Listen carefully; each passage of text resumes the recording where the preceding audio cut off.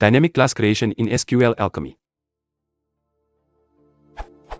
We have a need to create SQLAlchemy classes to access multiple external data sources that will increase in number over time.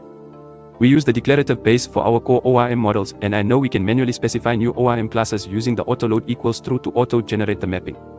The problem is that we need to be able to generate them dynamically, taking something like this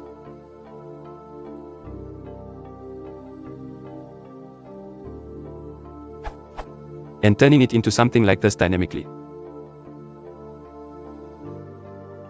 We don't want the classes to persist longer than necessary to open a connection, perform the queries, and then closing the connection.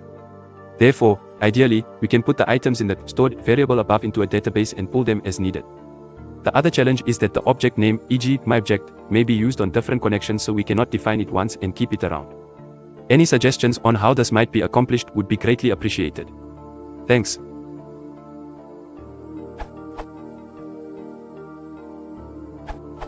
You can dynamically create myObject using the 3-argument call to type. For example,